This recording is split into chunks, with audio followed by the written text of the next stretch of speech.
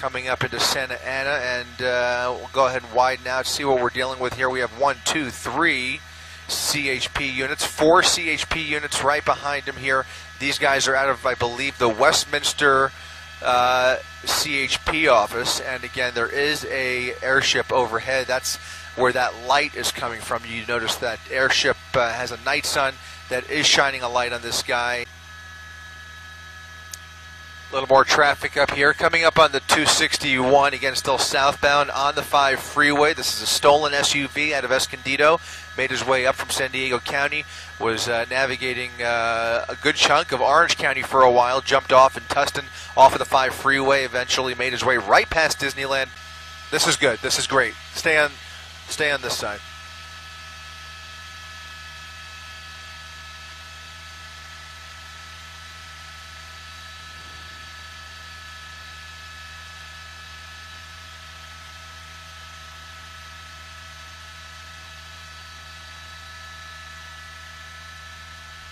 CHP right behind this guy, and chasing from above. There is an airship overhead. It seems to have pulled off along with us temporarily, and that's why you no longer see that night sun. Looks like he's actually getting off now, getting off the 5 freeway, and we'll try and get this exit for you momentarily, but we are going to be in San Clemente now, and he's going to be coming up on PCH here in just a second, I believe.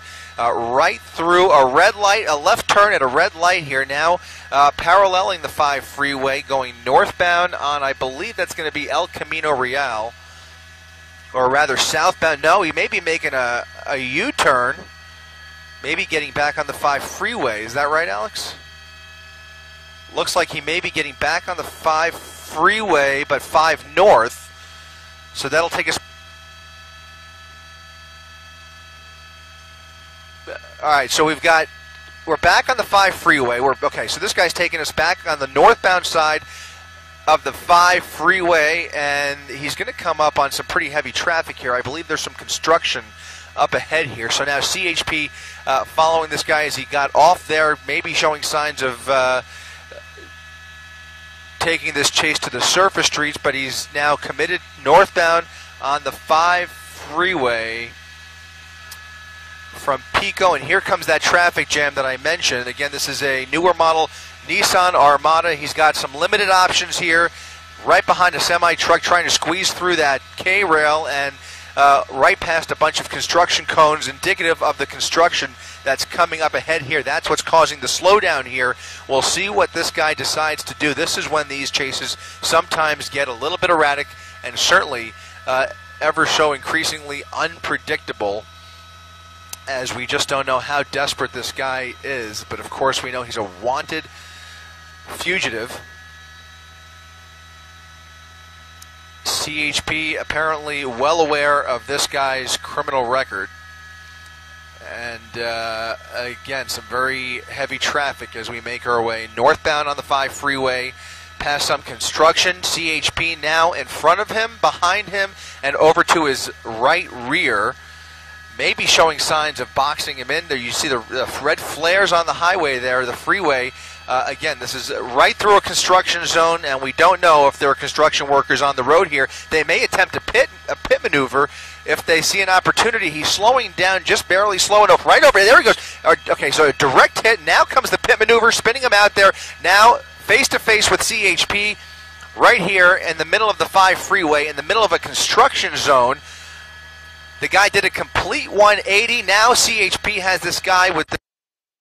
Where it gets interesting, folks. CHP now bringing this chase to a conclusion on the 5 freeway. The first did a direct hit right into the rear bumper, and then the pit maneuver from the right rear, enough to spin this guy around completely. CHP surrounding this guy, making sure there's no crossfire risk here. They have the passenger side covered with about 3 officers, from what I could tell, all with their guns drawn, and then right in front of the vehicle is another CHP patrol officer with their guns trained directly on the driver. So a dramatic situation here. The guy's not opening that driver's side door, and that is going to be the big question mark. Does this guy decide to engage police here?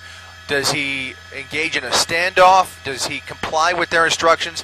That is the question. We see him sticking his torso out the window. His arms are up, hands and arms out the driver's side window. Canines at the ready. You see that CHP canine off to your screen left there. And this is going to come to an end here if he complies. The first demand is going to be to shut the vehicle off, and you see the taillights are off. It looks like the car is off. He's not opening the door, but instead climbing out of the driver's side window. Climbing out of the driver's side window here, and it looks like he's going to give it up. Was showing his hands. Okay, hands up in the air. They want to see those hands up in the air. He's getting down on the ground. Seems to be complying, but they want to see him down on the ground. And they're going to take him right into custody. Big question, what about those two people who we believe are in the car with him? We believe that there may be two other people inside this SUV. They have not cleared it yet. Again, very heavily tinted windows there, very difficult for police to tell who else is in there. You can see the driver now being taken into custody.